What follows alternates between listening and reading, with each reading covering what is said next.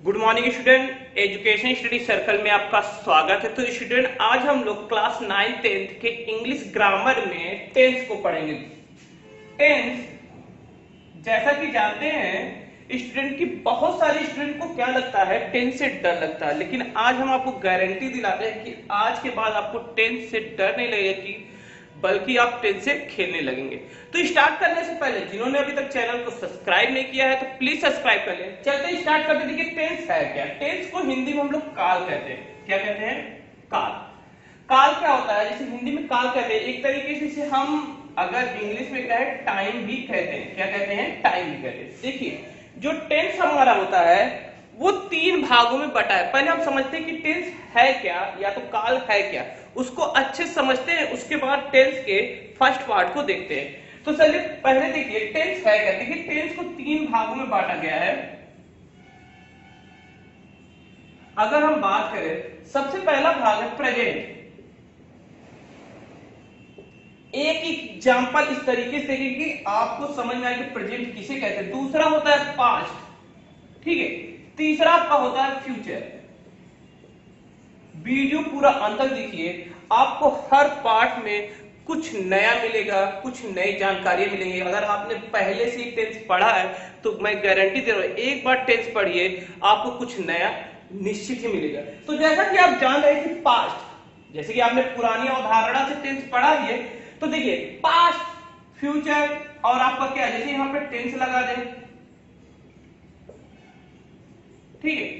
तो आप जान रहे हैं कि प्रेजेंट टेंस को अगर हिंदी में हम बात करें तो वर्तमान काल कहते हैं। वर्तमान काल कहते हैं। और पास्ट को क्या कहते हैं? भूतकाल। और इसको क्या कहते हैं? भविष्य काल।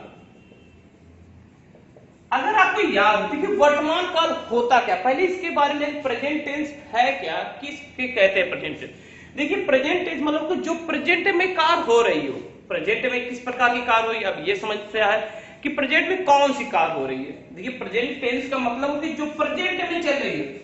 पास्ट टेंस मतलब जो पास्ट में चली हो, मतलब कि जो बीत चुकी हो। फ्यूचर में जो आने वाला हो। जैसे एग्जांपल एक सिंपल सा लेंगे, उसके बाद ये क्लियर हो जाएगा तीनों। जैसे हम अगर क्लास 10 के बच्चों की बात करें तो वो कक्षा 10 में पढ़ते हैं। कक्षा, मैं ले लेता हूं, मैं कक्षा 10 में पढ़ता हूं, ठीक है। सिंपल से एग्जांपल ले रहे हैं, मैं कक्षा 10 में पढ़ता हूं। मैं कक्षा 9 में पढ़ता था।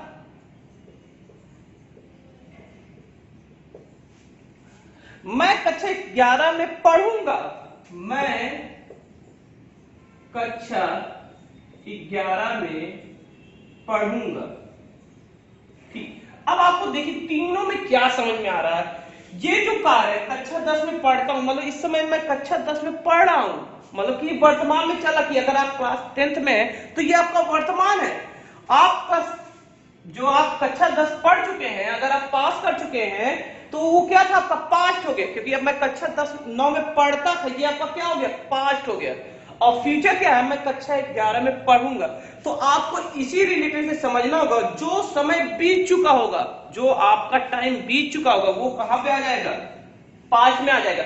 जो चल रहा है, जैसे कि मैं अभी खाना खा रहा हूं, तो ये क्या हो गया, प्रेजेंट टेंस हो गया। जो समय चल रहा है उसे हम क्या कहेंगे, प्रेजेंट टेंस कहेंगे। और जो होने वाला, जैसे कि मैं खाना खाने के बाद क्रिकेट खेलूंगा, मैं क्रिकेट खेलूंगा, तो वो क्या हो जाएगा, फ्यूचर हो जाएगा, ठीक है। सिंपल सा, जैसे कि मैं 11 में पढ़ूंगा, अगर आप 10 में पढ़ते हैं तो आप 11 में पढ़ेंगे, तो ये क्या आपका फ्यूचर है। फ्यूचर की बात आप सोच रहे हैं कि मैं 11 में पढ़ूंगा, जैसे मैं एक डॉक्टर बनूंगा, तो वो क्या आपका फ्यूचर है। अभी तो आप क्या है, आप स्टूडेंट, मैं स्टूडेंट हूं, तो ये क्या है, आपका वर्तमान है। आप डॉक्टर बनेंगे, आप डॉक्टर बनेंगे, तो ये क्या आपका फ्यूचर है। तो ये है पास्ट, फ्यूचर और प्रेजेंट टेंस के बारे में जो कि जानना बहुत जरूरी थी। देखिए जितने भी टेंस है, इन टेंसों के 4 टाइप होते हैं। जो टाइप की अगर हम बात करें तो ये 4 प्रकार के होते हैं, सभी के 4 प्रकार के होते हैं। तो हम सबके प्रकारों को, पहले प्रकार को देखते हैं। तो सबसे पहले आज हम टेंस में पढ़ेंगे प्रेजेंट इंडेफिनिट टेंस। तो ये आपको क्लियर हो गया।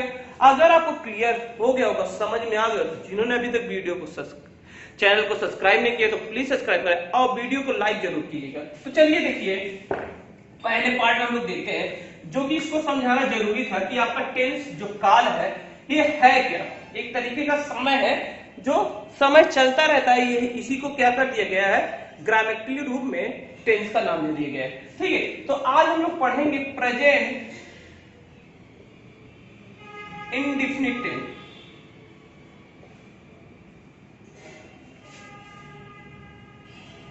इंडेफिनिट टेंस की सिंपल सी पहचान क्या है? देखिए, अगर आपको टेंस सीखना है तो थोड़ी सी मेहनत करनी पड़ेगी। किस प्रकार से मेहनत करेगी? कुछ नहीं, कॉपी कलम की बात छोड़िए, दिमाग की कसरत करनी पड़ेगी। कितना?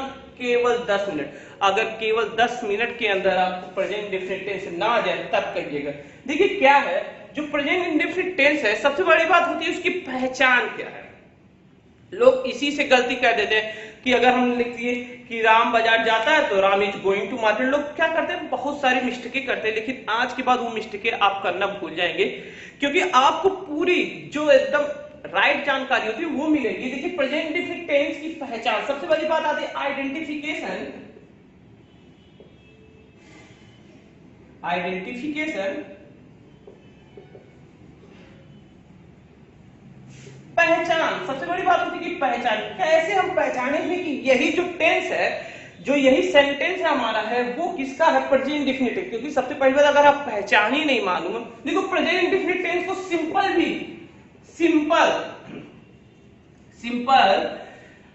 प्रेजेंट सिंपल टेंस भी कहते हैं। ठीक है, तो प्रेजेंट इंडेफिनिट टेंस को सिंपल भी कहते हैं, मतलब कि प्रेजेंट सिंपल टेंस भी कहते हैं। ये भी ध्यान में रखिए, कभी कभी एग्जाम में सिंपल के क्या है कि इसमें पूछ ले कि कौन सा प्रेजेंट सिंपल टेंस है, तो ठीक है, इसके दूसरे नाम। देखिए, जो ये प्रेजेंट इंडेफिनिट टेंस है, ये हमारा की पहचान क्या है? सबसे प्रमुखता पहचान को ही दी गई। तो जिस वाक्य के अंत में अगर हम बात करें, जिस वाक्य के अंत में ता है, ती है, ते है, ता है, ती है, ते है आदि शब्द आए,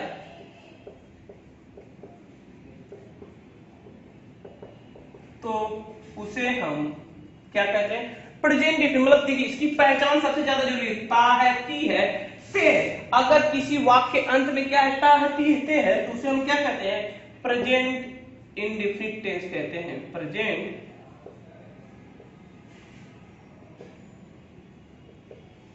इंडेफिनिट टेंस कहते हैं। ठीक है, प्रेजेंट इंडेफिनिट टेंस कहते हैं। ये तो इसकी पहचान हो गई। आपने कह दिया कि हाँ प्रेजेंट इंडेफिनिट टेंस की आपने पहचान बता दी, तो आपको समझ में आ गया। देखिए, इसमें कुछ रूल होते हैं। देखिए, रूल क्या है?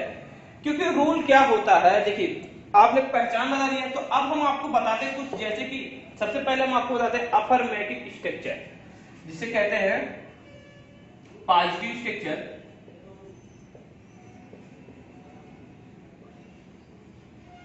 पॉजिटिव स्ट्रक्चर है क्या इसका? तो सबसे पहले सब्जेक्ट आता है। ठीक है, अब बहुत लोग सब्जेक्ट नहीं जानते। सब्जेक्ट प्लस वर्ब की फर्स्ट फॉर्म का प्रयोग होगा, यस या ईएस प्लस ऑब्जेक्ट, और कुछ भी जब बचेगा तो ईटीसी के अंतर्गत आ जाएगा। तो ये इसका स्ट्रक्चर है। दूसरी बात आती है, आपने स्ट्रक्चर पढ़ लिया, ये पढ़ लिया, अब सब्जेक्ट, बहुत लोग कहेंगे कि सब्जेक्ट किसे कहते हैं, वर्ब किसे कहते हैं, ऑब्जेक्ट। तो देखिए, ये जो है 3 स्तंभ है, ग्रामर के 3 स्तंभ है। अगर जब तक इनको नहीं जानोगे तो टेंस नहीं बना पाओगे, क्योंकि आपको जब तक सब्जेक्ट नहीं मालूम रहेगा, वर्ब नहीं मालूम रहेगा, ऑब्जेक्ट नहीं मालूम रहेगा, तब तक आप कैसे करेंगे? तो यदि आपको सब्जेक्ट, वर्ब, ऑब्जेक्ट समझ में नहीं आ रहा हो तो कमेंट बॉक्स बना ही है, कमेंट करिए। अगर आपको परेशानी होगी सब्जेक्ट, वर्ब, ऑब्जेक्ट समझने के लिए, इसके पहले हमने वीडियो बनाया था सब्जेक्ट, वर्ब, ऑब्जेक्ट, अगर उसमें देख सकते हैं देख लीजिए, नहीं तो कमेंट करिए, तो हम नेक्स्ट वीडियो में उसकी जानकारी दे देंगे। देखिए, ये सब्जेक्ट अगर नॉर्मल से बात होता है, जो कार्य को करता है। देखिए एग्जांपल, देखिए इसमें सब्जेक्ट, वर्ब की फर्स्ट फॉर्म यस या ईएस, कॉमा करके दिया है यस या ईएस। देखिए, अब वर्ब में यस कब जुड़ेगा, ईएस कब जुड़ेगा? तो सबसे बड़ी बात है कि यस ईएस कब जुड़ता है। दूसरी बात कि कब नहीं जुड़ता। देखिए इसके रूल क्या है, रूल भी नोट कर लीजिए। नंबर 1, एक वचन कर्ता। एक वचन कर्ता जैसा कि आप जानते हैं, एक वचन कर्ता जैसे आपका एक वचन कर्ता है जैसे क्या है, ही, मतलब अकेले जो, एक वचन मतलब तो जो अकेले होता है, अगर 2 लोग हो गए तो वो बहुवचन होता है, क्योंकि इंग्लिश में अकेले को एक वचन कहते हैं, अगर एक से जैसे ही 2 लोग हुए वो क्या हो जाते हैं, बहुवचन होते हैं। ही हो गया, सी हो गया, इट हो गया और नाउन, या तो हम कहें नाउन जिसे कहते हैं, नाउन, नाम के साथ वर्ब में, किसमें, वर्ब में एस या ई एस का प्रयोग करते हैं। एग्जाम्पल देंगे, अभी आप सब्र बनाए रखिए, जो जो लिखा है उसको लिखते चलिए, पेन कॉपी अगर लिखते रहेंगे तो ही आपको समझ में आएगा। देखिए रूल नंबर 2 क्या है आपका, रूल नंबर 2 है कि बहुवचन कर्ता जैसे आपका यू है, दे, वी, ये सब क्या है, यू, दे, वी, और नाउन। नाउन मतलब होता है राम एंड श्याम, ठीक है, नाउन मतलब होता है कि नाम के साथ क्या होता है, वर्ब में, इसमें वर्ब में जो यस या ईएस का प्रयोग, वर्ब में यस या ईएस का प्रयोग नहीं होता है। देखिए बेसिक, अगर आप पॉइंट पॉइंट को पकड़ते चलेंगे तभी आपको समझ में आएगा, नहीं तो क्रिएटिव है। जैसे कि ही, सी, इट, नाम के साथ तो वर्ब में एस या एस तो जुड़ता है, लेकिन अगर बहुवचन आ जाता है तो भी लोग एस या एस जोड़ देते हैं, और वहीं से क्या हो जाता है, उनका जो सेंटेंस होता है, चाहे वो क्लास 8 में पढ़ते हो, क्लास 9 में पढ़ते हो, चाहे क्लास 10 में, वहीं से उनका टेंस गड़बड़, क्योंकि ये बहुत बारीकी चीज है और इसको आपको समझ में नहीं आता। जैसे हम एग्जाम्पल के थ्रू समझते हैं, आप इसको नोट कर लीजिए और इसको हम रिव्यू करते रहे, ठीक है, इसको वीडियो आगे पीछे करके आप नोट कर सकते हैं। तो देखिए जैसे जो हमने रूल लिखाया है, आपको स्ट्रक्चर भी बना दिया, स्ट्रक्चर हम रखे रहते हैं थोड़ा सा जिससे आपको समझ में आए, ठीक। चलते हैं, देखिए क्या है कि अब देखिए जैसे एग्जाम्पल अगर हम ले, एग्जाम्पल ले तो राम बाजार जाता है, ठीक है, राम बाजार जाता है।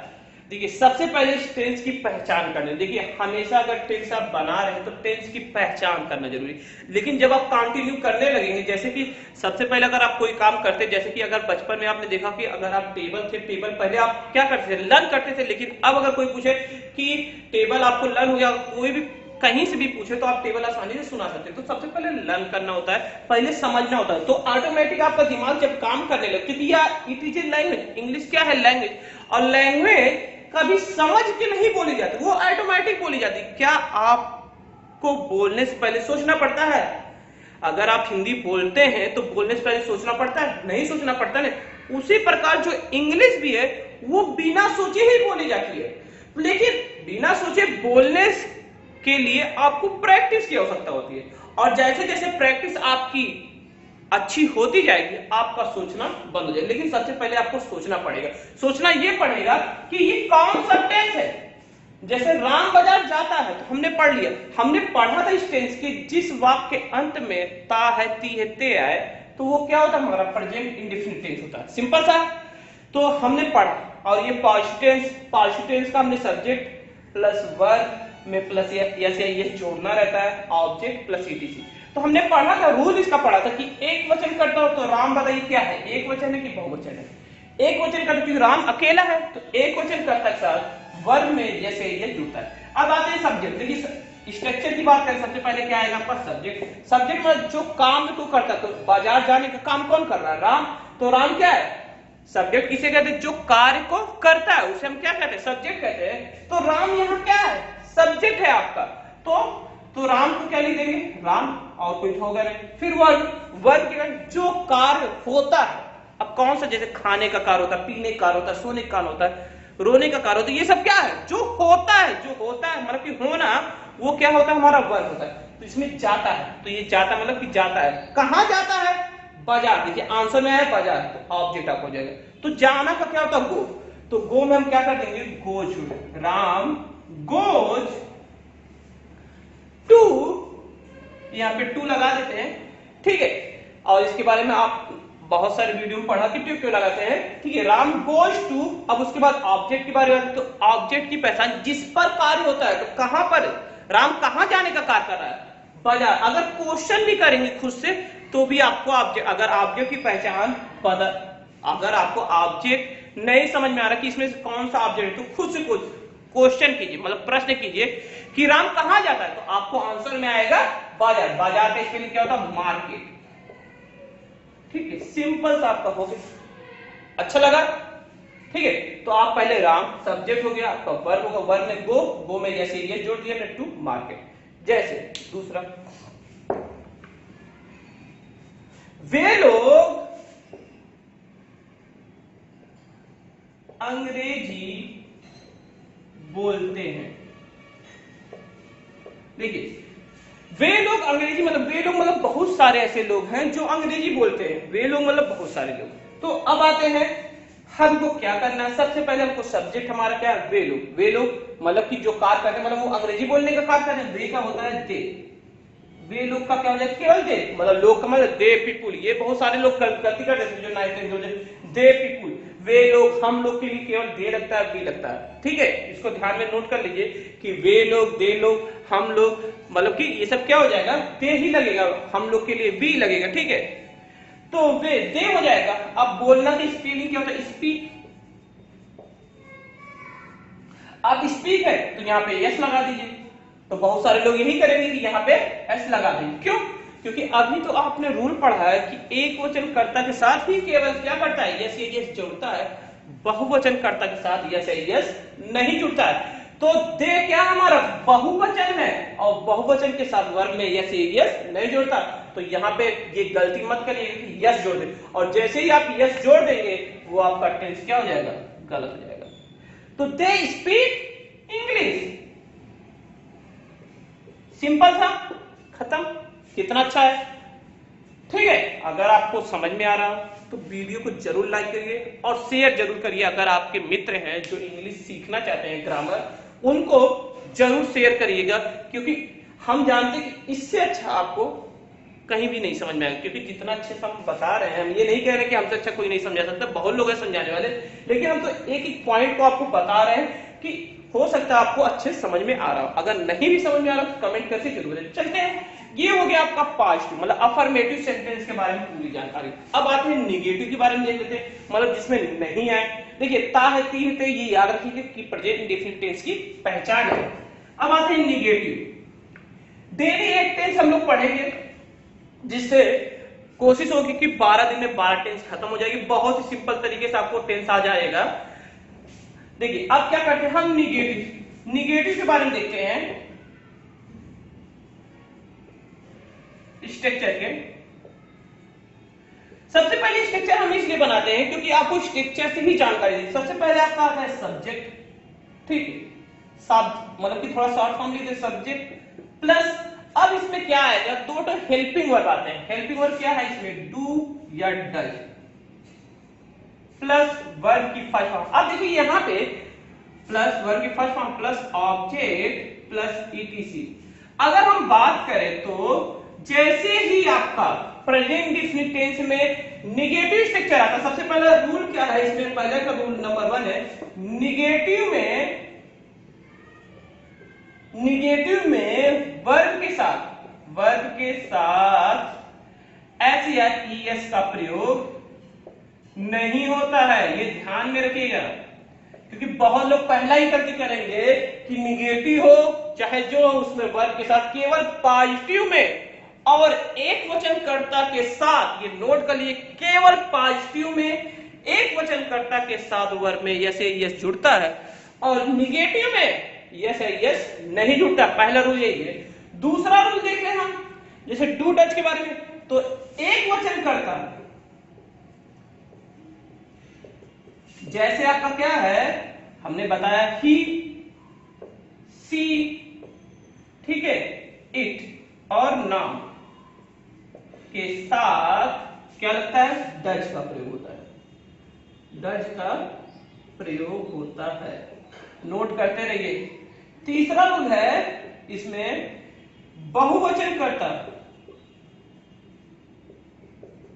जैसे यू, वी, दे आदि के साथ क्या होता है, डू का प्रयोग होता है, डू का प्रयोग होता है। ठीक है, आदि के साथ किसका प्रयोग होता है, डू का प्रयोग होता है। सिंपल सा है, आप नोट कर सकते हैं, राइट भी कर सकते हैं। क्लियर है, एकदम आपको बेसिक से बता दी, मतलब कि एक वचन कर्ता के साथ मतलब ही, सी, इट के साथ किसका, डज का प्रयोग होगा। बहुवचन कर्ता से यू, वी, दे के साथ किसका प्रयोग होगा, डू का प्रयोग होगा। ठीक है, इसके एग्जांपल देख लें। ये ध्यान में रखिए, निगेटिव में यस या यस का प्रयोग नहीं होता है। अब निगेटिव स्ट्रक्चर की बारे में बात हो गई है, तो अब देखिए हम क्या करें, पहले एग्जांपल लेते हैं। एग्जांपल सिंपल ही लेंगे और आपके बुकों में बहुत सारी एग्जांपल होंगे, उनको करेंगे तो आपको बहुत ही आनंद आएगा, क्योंकि आपको अब आने लगा है। पहले पॉजिटिव वाला सेंटेंस करिए, फिर नेगेटिव वाला सेंटेंस करिए। देखिए क्या है कि एग्जांपल में हम राम ले रहे हैं, राम बाजार नहीं जाता है। देखिए जाता है पहचान हो गया, प्रेजेंट इंडेफिनिट टेंस है, और नहीं मतलब निगेटिव सेंटेंस है। निगेटिव मतलब जिसमें नहीं शब्द है वो निगेटिव सेंटेंस होता है हमारा। तो राम बाजार जाता है मतलब आपका प्रेजेंट इंडेफिनिट, राम बाजार नहीं जाता, तो राम हो गया। अब पहले क्या होगा, डू या डज का प्रयोग पहले आप वर्ब नहीं लगा देंगे। देखिए स्ट्रक्चर इसीलिए बनाया है कि राम के बाद क्या लगे, डू। तो राम एक वचन है कि वो बहुवचन, हमने अभी पहले बताया कि एक वचन है, तो इसके साथ क्या लगेगा, डज, प्लस यहाँ पे नॉट रहेगा, प्लस वर्ब की फर्स्ट फॉर्म। ठीक है, तो राम डज नॉट हो गया, यहाँ पे नॉट कर लीजिएगा, मिस्टेक से भूल गए थे। तो Ram does not plus verb की फर्स्ट फॉर्म क्या है, जाना का क्या जाएगा, गो टू मार्केट। ठीक है, यहां पे एक बार जो कभी कभी हो जाता है कि स्ट्रक्चर में ना लिखे तो नॉट यहां पे लिख लीजिएगा। ठीक है, Ram does not go to market. ठीक है, सिंपल सा, क्लियर हो गया। दूसरा एग्जांपल देख ले, हम लोग गाना नहीं गाते हैं। तो हम लोग गाना नहीं गाते, तो हम लोग का क्या होगा, वी, और अब ये क्या है, बहुवचन है, तो इसके साथ डू नॉट लगेगा। और हमने पहले बताया कि वर्ब में ऐसे गाना का गाते हैं, गाना मतलब कि गाना का क्या होता है, सॉन्ग, और सिंग ए सॉन्ग। हम लोग गाना नहीं गाते, सिंग मतलब गाते हैं, सॉन्ग मतलब गाना। ठीक है, सिंपल सा हो जाएगा, क्लियर है।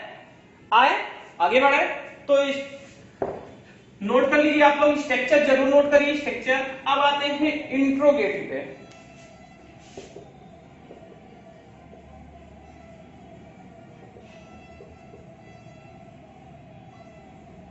ठीक, इंट्रोगेटिव स्ट्रक्चर देखिए दो प्रकार के होते हैं। बहुत लोग यहां पे भी मिस्टेक करते हैं। दो प्रकार के होते हैं। पहला होता है जब वाक्य क्या से प्रारंभ हो, जब वाक्य क्या से प्रारंभ हो तो उसका जो स्ट्रक्चर होता है, सबसे पहले हेल्पिंग वर्ब आता है, डू या डज, प्लस सब्जेक्ट आ जाएगा, प्लस नॉट आएगा, प्लस वर्ब की first form, plus object, plus etc. ठीक है, देखिए केवल पॉजिटिव में यस यस जुड़ता है, उसके बाद यहां से समाप्त हो जाता है। तो देखिए क्या हो जाएगा, जब वाक्य क्या से प्रारंभ, मतलब कि उदाहरण अगर हम लें, क्या राम बाजार जाता है, तो क्या राम बाजार, देखिए क्या जब पहले आ जाता है ना, लोग पहले ही वाट लगा देते हैं। लेकिन अगर कभी भी क्या पहले आए तो वो हेल्पिंग वर्ड से बनता है। किससे बनता है, यदि क्या शब्द पहले प्रारंभ हो तो वो किससे बनता है, तो वह अगर क्या शब्द पहले आए तो उसे हम हेल्पिंग वर्ड से बनाते हैं। हेल्पिंग वर्ब की सहायता से बनाते हैं। तो हेल्पिंग वर्ब कौन है प्रेजेंट डेफिनिट का? डू या डज। हेल्पिंग वर्ब कौन है आपका? हेल्पिंग वर्ब जो आपका है, अगर हम प्रेजेंट डेफिनिट टेंस की बात करें तो डू और डज आपका क्या है? हेल्पिंग वर्ब है। आपको पहले डू और डज आपको क्या है?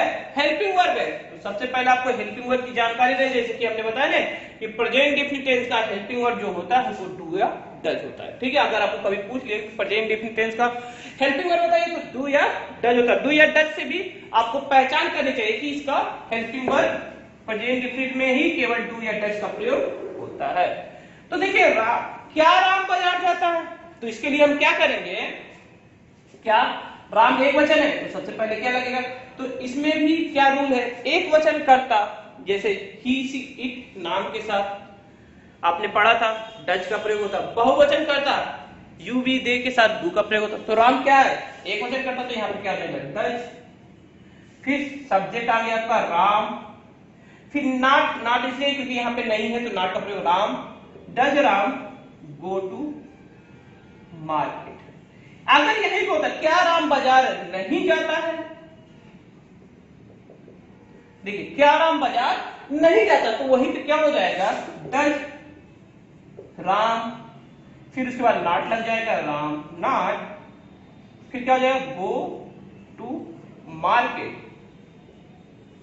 यहां पे गोज मत करिएगा क्योंकि हमने बताया केवल पॉजिटिव के एक वचन कर्ता के साथ यस या यस का प्रयोग होता है, बहुवचन करना।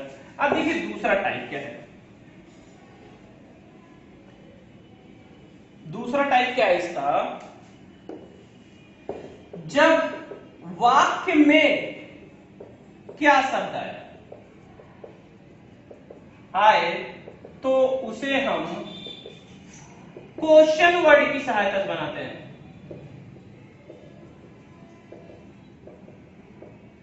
वाक्य में जब क्या शब्द आए तो मतलब कि यहाँ पे क्वेश्चन वर्ड हो जाएगा, सिर्फ इतना ऐड हो जाएगा। जैसे उदाहरण अगर हम ले एग्जाम्पल, राम बाजार क्यों नहीं जाता है?